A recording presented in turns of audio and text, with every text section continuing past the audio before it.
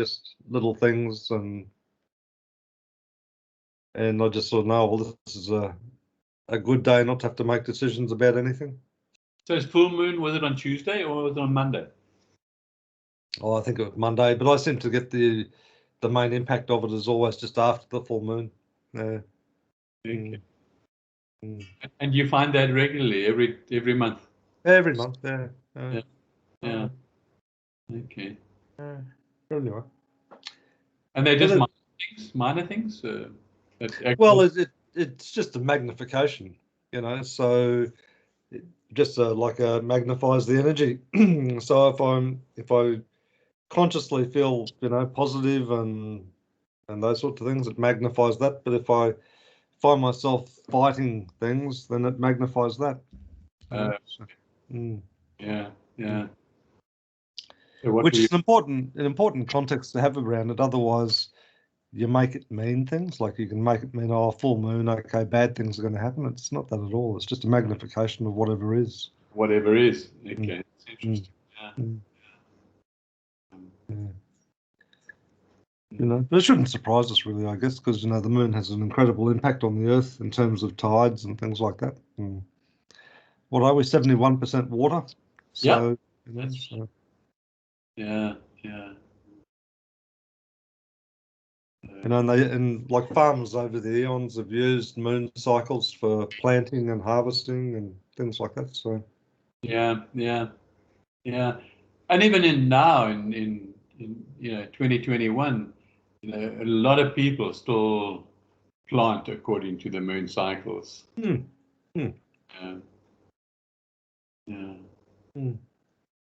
So it makes sense, So, but as I said, it's just important to acknowledge it, not make it mean anything that it's not. So. Yeah. So I put it just down to being more aware of my environment, So. Yeah. And I don't know whether you saw the news. There was big earthquakes down in Victoria there today. So yes, we actually came across it, by mistake. Sue listened to one of our guides over there, and she lives in Brisbane, and so that was the first thing in it. Lives in where? Melbourne, not Brisbane. Sorry, you Brisbane, Melbourne. Yeah, and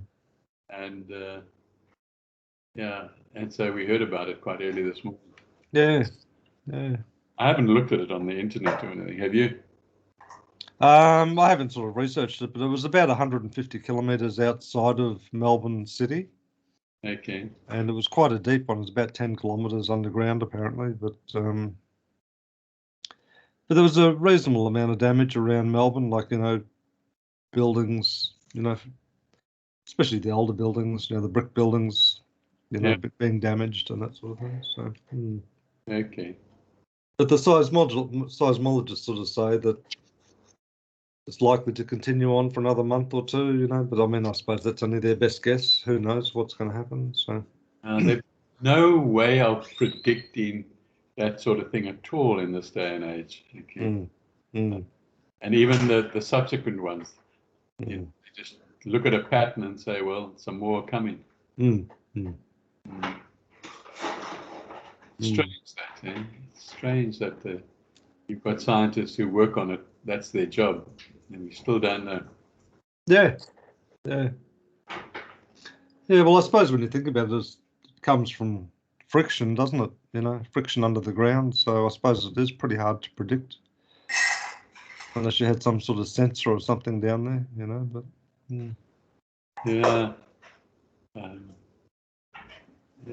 could be the plates. They're quite active down your side of the continent, aren't they? Yeah. They sort of said that the location of it was like near the foot of, I think, the Flinders Ranges, but they said there's a known sort of fault line along there. They call it the Governor's Fault. Yeah. So that's where these things happen typically, I guess, don't they? Yeah.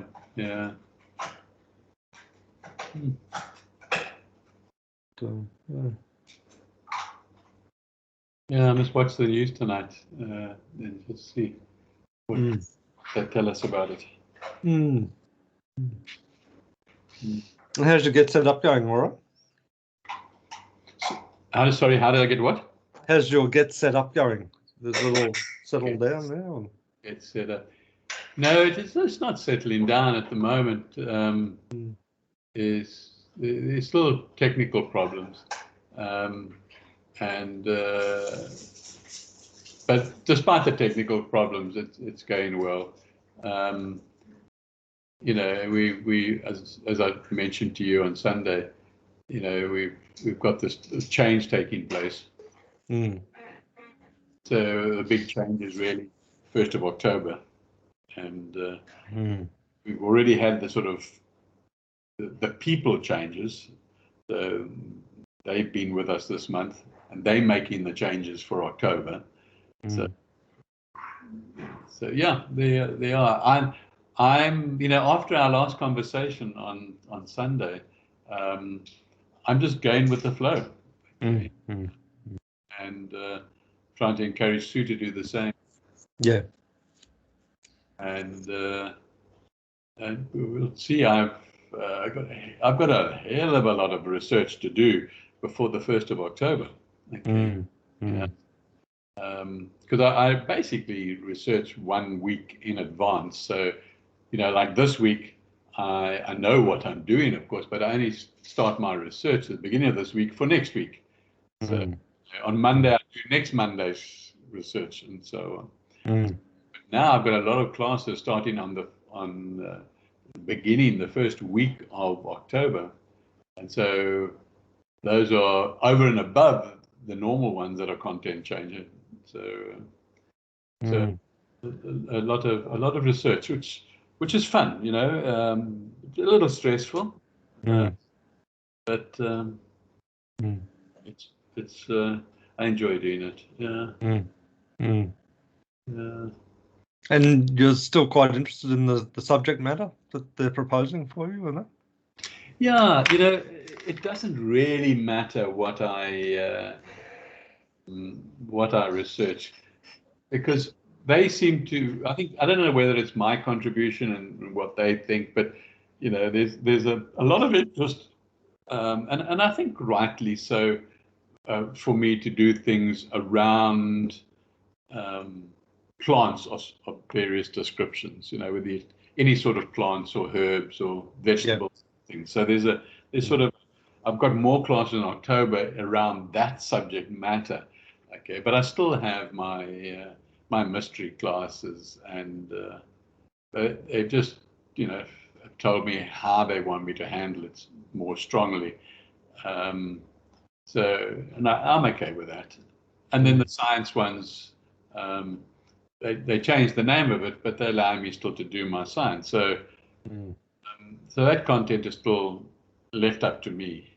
Okay. The mystery content and the science content and the herb content as well, because I get good attendance from the Indians on the herbs. Today I had a big class on herbs, and the subject was herbs, longevity, and memory.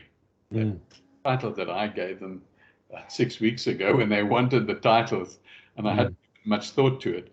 Okay, and so I'd researched this. It really turned out to be very interesting indeed. I had 2 doctors in my class, 2 Indian doctors, and a third one who specializes in herbs. She's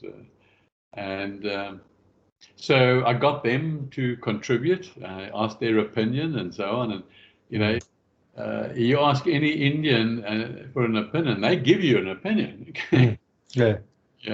So it wasn't short of sort of interaction with that topic. Well, that's good. Yeah. It was good. No, it was good. It was a very interactive, and so it was like almost sharing hosts with other people. And are you still doing the spirituality one, or is that gone now? No, that they've left that on now. for October, and I think I can't actually recall whether they changed the name or not, but let me just make sure while you're talking about it, because I wrote them all in my diary last night after they approved everything. And so do people from the US, do they still have access to your classes now, or has that all been taken away from them? Oh, okay. I'll come back to that question. Yeah, they've changed my spirituality from early Monday morning, which allowed me to get into the American market. Okay. So at the worst, it was sort of like a 9 or 8 p.m. American market, and on the West Coast, it would have been about 5 p.m. And so I always got a good class of Americans. Now they've changed it and moved it to 3 p.m. So that's after midnight in America, you see. So they want me to focus on this topic with obviously the Indian market. Okay, they don't say that. Okay, they just wanted me to move it. Okay, so we'll see. But anyway, your other question is what about the American market? In October, it's all my classes. I move them all forward by at least an hour, and they move them all back by an hour. So if I start at 10 o'clock in the morning, which I do with a lot of my lessons in October, it's 10 in the East Coast, but in the West Coast it's still 7, so that's not too bad. But I still got the spirituality class. That we've kept that. Pleased about that. Well, it'll be interesting to see, how the different demographic take to it. Yeah, I suspect it'll be of interest to them, to be honest with you. But yeah. We'll see. And I'm not sure whether the Indian classes don't get shown on the American website. And so maybe some of your followers from the US market then probably won't show up then. Yeah, could be. We don't know. We're actually not sure how it's going to pan out at the moment. We just let it go and see. I get to do some interesting research and some interesting presentations, and what management want are numbers, and we'll see. With the technical problem, sometimes everybody that book can't get in, but then they don't admit it as a technical problem. It's an interesting position that they've adopted, isn't it? Because they're trying to make out that somehow you're responsible for the numbers, but the numbers only come really as a result of the marketing effort, really, isn't it? So yeah, that's exactly what they're trying to do. It's just that, okay. And I think to a degree, it is about people will perhaps come back or follow you if they like your manner of presenting. Okay. And we heard a comment today in class. It was just so funny, but relevant to our conversation. And that is, this person, he was an Indian, obviously quite an intellectual from the sounds of it. Okay. And he said, how people do things. They praise something and then they run it down. Okay. Yeah. So, he sort of like praised, get set up a good, platform and all the rest from, and he recommends it. But he said, what Get Set Up want you to do, they want you to answer questions all the time. People talk, what do you think? What do you think? How do you do this? I don't want to do that. He says, okay.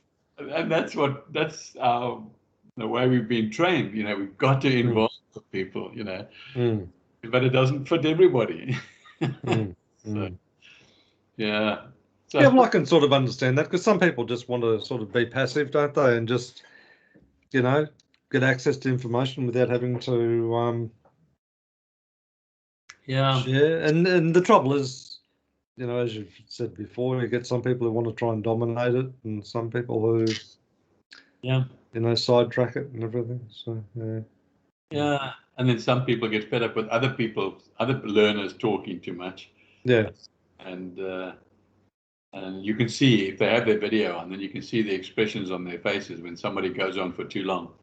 Yeah. But otherwise, and is that part of your role to try and sort of moderate it, you know, like almost like be like a facilitator, is it? To sort of... Yes, definitely. You have to. And it's not too bad. Like today, you know, I had various specialists in the herbs in my class, and they were far more knowledgeable than I am. And but somehow they still look to me for knowledge. Okay, Yeah.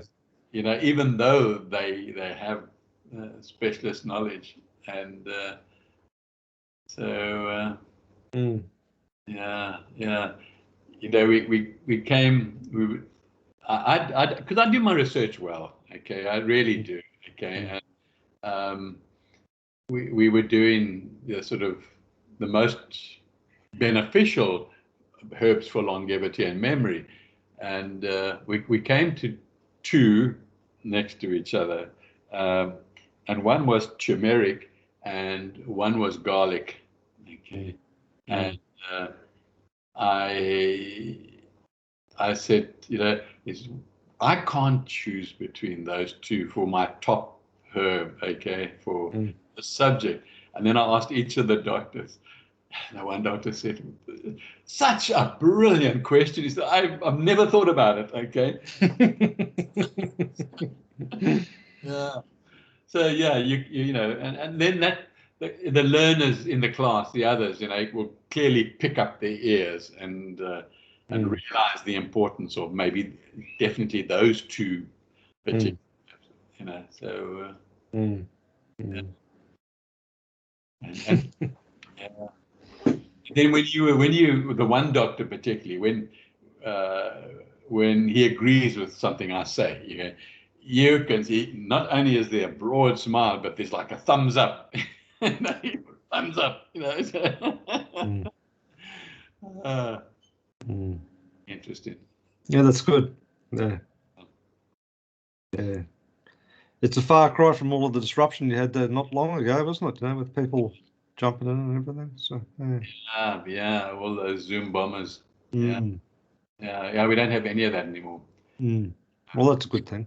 Yeah, very good thing. Very good thing. But you know, if you've got Indians, who needs Zoom bombers, you know? Yeah, well, that's right. Yeah, some of them have some pretty strong views on that, don't they? Yeah. The funniest thing with the Indian market, you know, they can be now, listen, they've got their microphone on and maybe even their camera on, and they've been interacting with you, and then their phone rings, okay? And they answer it without putting their microphone off. Or you know, the spouse suddenly comes into the room and starts talking, and talks to them with so you got to be on your toes to mute them as quickly as you can. You're supposed to have a tea to do that, but you know, between the TA and yourself, you mute them as quickly as possible. Yeah, but they couldn't care. Well, I guess if you live in a continent that has, you know, billions of people on it, then you know, you have a different culture. It's as simple as that. Different culture. It is indeed. So what else has been on your mind? Much at all? Yeah, there was something. It was last night. I was thinking about something. Just can't recall what it was now. And you? What's been on your mind? Not a whole lot, really. I've sort of just been continuing on with my reading and you know, there's been a few chapters on the idea of grace lately, and you know how that how people react to that in some ways, and that some people, you mention the word grace and they immediately think of something that's of benefit to them. Okay. Go a bit further. Tell me about grace. Well, I mean, grace is one of those things which is, that you can't merit it. It comes in spite of who you are and what you do. And, and it operates at so many levels, like, just the fact that we exist within, the universe as we know it. I mean, that's an act of grace. We don't deserve it. We don't earn it. We don't any of those things, but nevertheless, it's bestowed on us. And the rising of the sun every day, or the spinning of the planet every day, I mean, that's an act of grace, clearly, and everything that flows from that. And the challenges that we get presented with from time to time and how we respond to that is an act of grace. Our response is an act of grace. Okay. Assuming it's what sort of response? Well, I mean, like, how many times, in your life have you had something happen and you think, oh, this is an absolute disaster, but, upon reflection afterwards, and it might be some time afterwards, you actually determine that it was probably one of the best things that could possibly have happened to you. But at the time it was like, the sky is falling. That's an act of grace. Yeah. Okay. And I sort of was also trying to think about the role of gratitude and grace, because they seem to, in my assessment, walk shoulder to shoulder. And in my take on it is that gratitude is one that creates an atmosphere and an environment that perhaps it enhances your perception of grace as it unfolds. Okay. And perhaps your acceptance of grace. But I don't think one results in the other. I think it's one that enables us to be more attuned to it. It's perhaps one way of looking at it. So are you saying that grace is an act of God? Oh, absolutely, yeah. Okay. And gratitude is an act of humans? Yes. Okay. And gratitude is an act by humans towards anything that comes into your environment or into your situation, into your space. Okay. And so whatever it is, it can be called grace. Is that what you're saying? No, I'm not saying it can be called grace. What I'm saying is gratitude is a way of being. So it's more than action. It's a state of being, how you hold yourself, how you are as a person. And what I'm saying is that gratitude expressed creates an environment, like an atmosphere,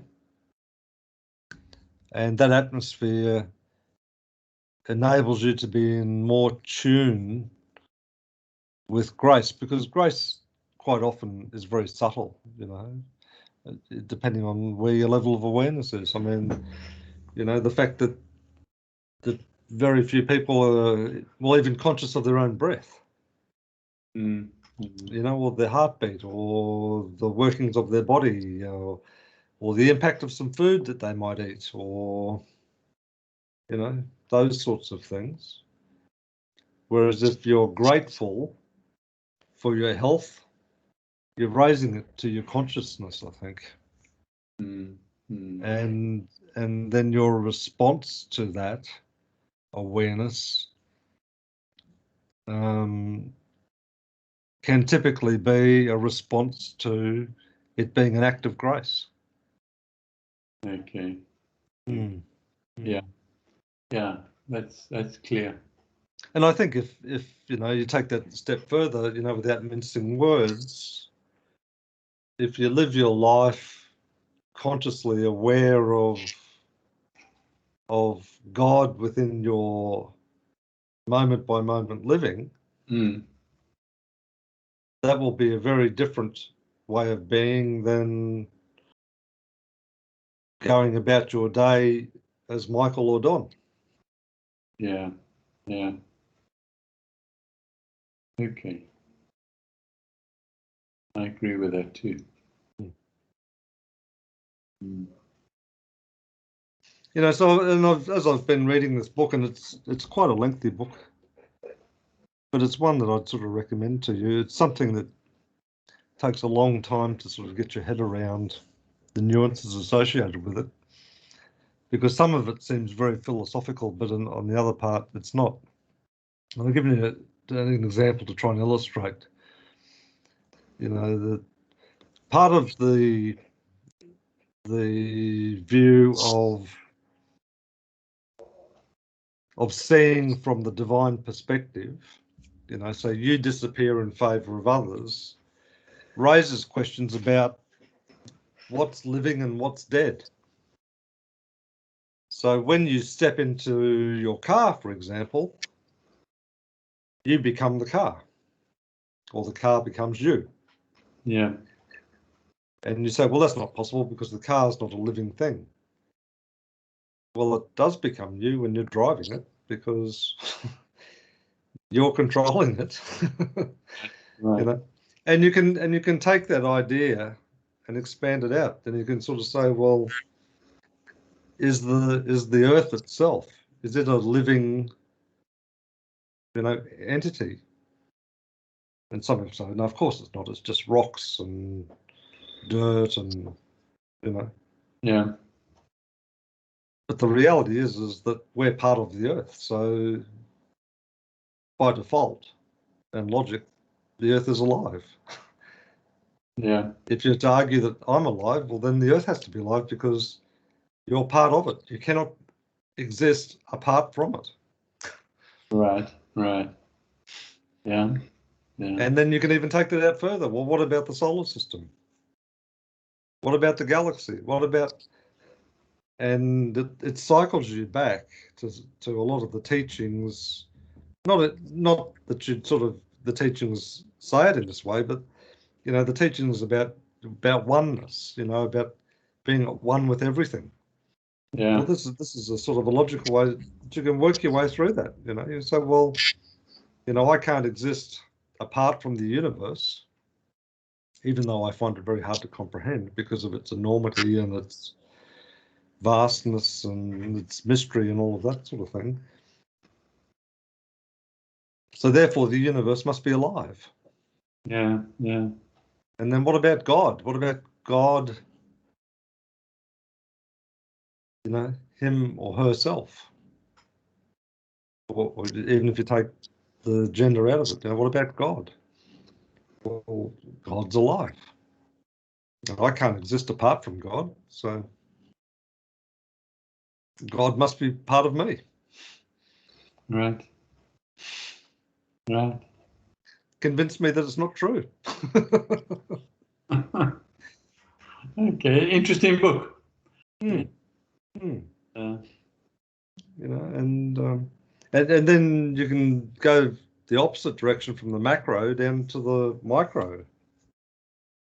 The body can't exist at the very micro level, apart from bacteria and cells and atoms and electrons and those things. So they all must be alive. Right. Yeah. So look in any direction you like. Yeah. Everything is about life and living. Yeah. So let's broaden our perspectives and be delighted with life just for the sake of living. Yeah. Right. For no other reason other than I'm alive. and you will be when you die. Hmm. Yeah. I'll just transition to something else. Yeah. Just as we transitioned, from a single cell to whatever this is now. Yeah. And just as this transitions, I mean, I can't remember the numbers, but how many years does it we replace virtually every cell in our body every, was it 5 years or 7 years or something? So yeah, it's some of the cells are daily, basically, almost daily. Yeah. Others are years. Constant change all the time. And I think that as you sort of ponder some of those things, then you can just sort of think about it in the sense that, well, if I'm not this body, I am not this body, and I'm not even this mind, and what does it mean to live? When you think about it in those sorts of contexts, it takes you to some places that perhaps, that your awareness was not shining a light on, perhaps. Yeah.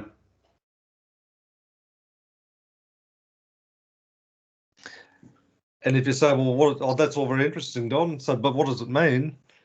Well, it means that when some managers in an organization make some decisions which you don't like, you can choose to go with the flow. Well, what you're saying is you don't, if I'm right, and what you're saying, you either, you're saying you must go with the flow in order to show, to respond to grace, okay? But then does that take away any learning process on earth where you can choose a positive or negative path, or even choose a neutral path? Must you always go with the flow? Well, you don't have to. You can try and swim up a waterfall if you want to. The right thing to do is to always go with the flow. That's what it's a little bit like our discussion on Sunday about do you vax or do you not vax? Do I go against the flow? Well, if the river's taking you into a crocodile pool, do you go against the flow? I don't know. It comes back to this idea of you do whatever you need to do based on what's unfolding in front of you. And it gets away from what's right or what's wrong. It's just based on what's happening now. Yeah. And I think that's one of the things that sort of is hard to get your head around a bit, and it raises the issue about morality, and it's an interesting question, does morality only exist in the absence of spirituality?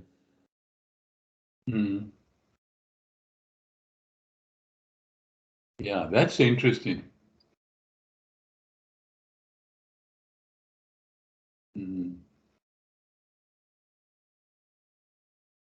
It is an interesting question, isn't it? Yeah, but yeah, it's. I think in its statement, I know exactly what you're implying, but it's a very broad statement. You talk about morality.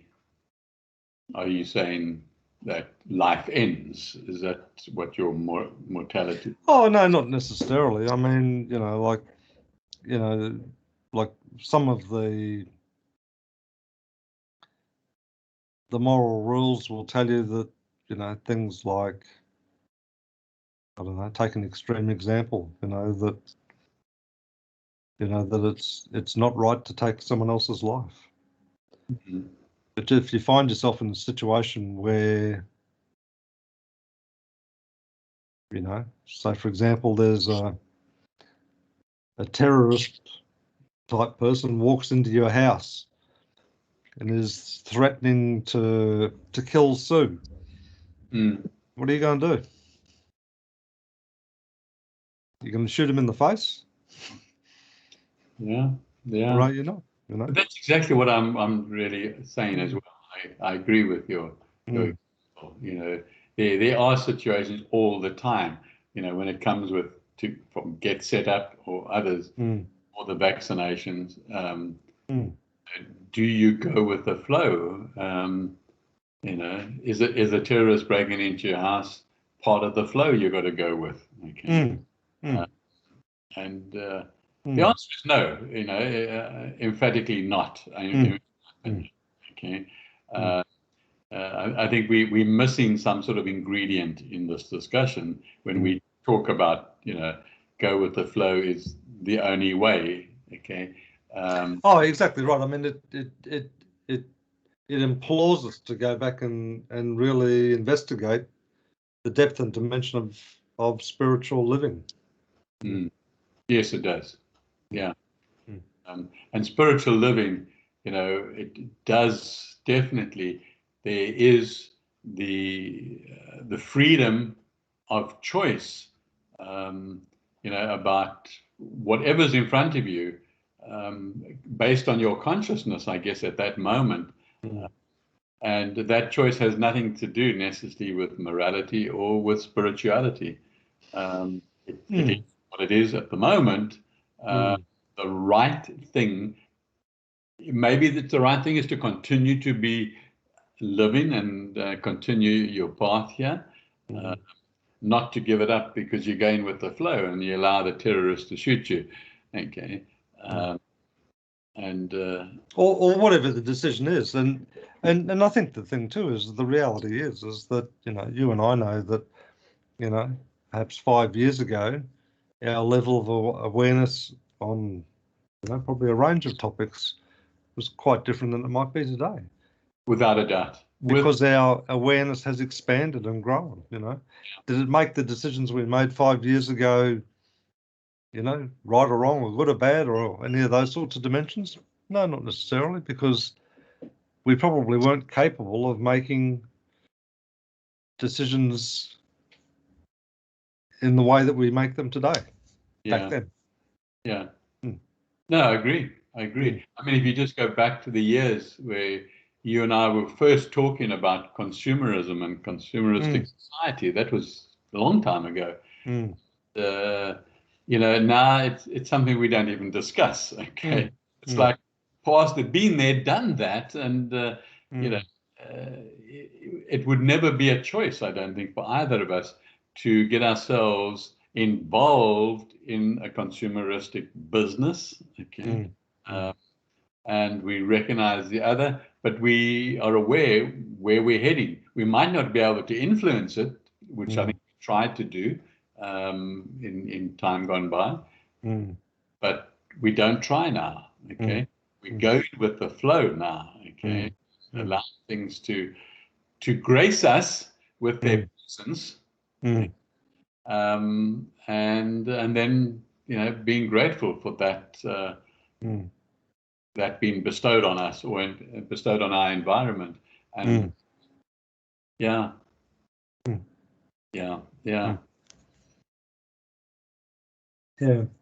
No, so I'm fascinated and delighted with what I'm learning from this book and the different way that I can see things. That is just I'm finding it extremely beneficial. The background of the author? What's the name? Let's start there. The name of the book is The Hierarchy of Heaven and Earth. Okay. I'll just make sure I get the right title here for you.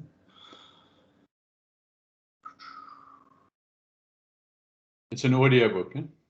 Yeah, it's also originally it was a written book. Yeah, so it's called The Hierarchy of Heaven and Earth, and the author his name is Douglas Harding. Douglas Hardy. Harding, Harding. Yeah, Harding. Okay. In fact, I think the title's actually larger than that. Of the sun in order to complete itself. Actually, I can't see the full title, but anyway. All right. Yeah, and the book I'm listening to or reading at night time before I go to bed is called The Most Important Thing. And it's just like 1 hour talks about things like grace. Right. And things like that. So yeah. Okay. So you recommend the book? I not only recommend it, I think the hierarchy of heaven and earth is one of those sort of divine inspired books, a bit like some of the publications that Moya's put out. It's just the sort of thing that when you read it and choose to swim in it, it just changes who you are. Okay. I'll get it. I think I've got the ability through Audible to provide you with a link or something, I think. Great. Please do. I'll explore that anyway, but yeah, I'll definitely do that. Yeah. Yeah, no, please do. I certainly like to do that. Yeah. I've never ever listened to an audio book from cover to cover. I mean, obviously you listen to a lot of podcasts and things like that, but I've never, it would be an interesting. It is interesting. I mean, I think one of the reasons that it works well for me is because I do it nearly solely within the car. So when I'm driving to work or back from it, I've found sometimes, well, at night time, I find it a little bit harder because sometimes I just fall asleep. Yeah, I would too, I think. Yeah. And during the day, like, when I'm not working, sometimes I can sit down in the afternoon, but I generally can't do it for more than like an hour. Okay. Then I've had enough, I prefer to read. I can't imagine. You're absolutely right. I'd fall asleep at night time, and I'd get, if I was doing it first thing in the morning, I'd probably get restless to get back to research and get on with the day. Yeah, you'd find your mind was wandering and you weren't actually listening to what was being said. Yeah. Whereas reading is far more conscious activity. Well, there's more energy involved in it, so it's not as passive. That's for sure. Right. That's the issue. You're right. Yeah. But I also find the benefit too, like, and particularly the nighttime one. In fact, it's become a sort of a discipline for me because I was going through a stage where I would just like get onto Facebook or just go onto YouTube, and it would just be blown around in the wind, and I'm thinking, like, this is not good. Apart from the content largely being rubbish, tipping rubbish into your head, but it just seemed like a waste of time, And so I consciously took the decision that no, this time is important for a whole range of reasons, like being at the end of the day, and I want to make sure that when I go to sleep, that I go to sleep with some nourishing thoughts in my head. Right, yeah. So that's the decision I took. Okay. Yeah. Because I'm not reading a book at the moment, probably because of the changes with Get Set Up. Yeah, well, the amount of work that you're doing with research and so on, it's quite consuming, I think. Yeah. But it shouldn't be. You see, that's I should still. I mean, I do just before going to bed, and I drink some herbal tea appropriate for sleep, and and I do relax, but I tend to use that time for contemplation. I could use it, I could definitely, regardless of the stress, perhaps put in a half an hour of reading. But as I say, I haven't got anything at the moment, So on the back of the Emerald Tablet book, like there was nothing that seemed logical to follow on from that at all, or not really? Well, I was looking for a different author. The one that came, and I mean, obviously I bought it, and I was aware, so it must have been just the name, but I was looking for a particular author's interpretation, which I'd read some articles, and I was really impressed with his approach and so on. So, but then the Emerald Tablet itself, the one that I've got here, it needs to be reread a few times, as I mentioned. And but when I think about rereading it, I think, I could use that for contemplation, okay? Because and maybe that's what I actually should do, is do that. Yeah, maybe, because it's I haven't obviously put the book away. It's lying next to my bed waiting for the next read. But maybe I shouldn't read it. I should just take one chapter and read and then contemplate that. Yeah. Thank you. That's what I do. You woke me up. Thank you. Great. Thank you. Out of the grace of God. Thank you. Yeah, exactly. Yes, it's definitely a grace application. Yep. Yes. Definitely. But anyway. Maybe that's a good place to stop. I think you're probably right. I think you're right. Just it's great. I've got to call this I got to call it grace. Okay. This recording. exactly right. Yeah. Absolutely. Okay, then. Well, you take care, and I'll talk to you on Sunday, all things being equal, if not before. So. Yeah, absolutely. Thanks very much. I've really enjoyed your grace and gratitude. Okay. Sounds like a good name for a hotel. It sounds like two gay people, There you go. No, yeah. okay, then you take care then. All right. Cheers, man. Bye. Bye.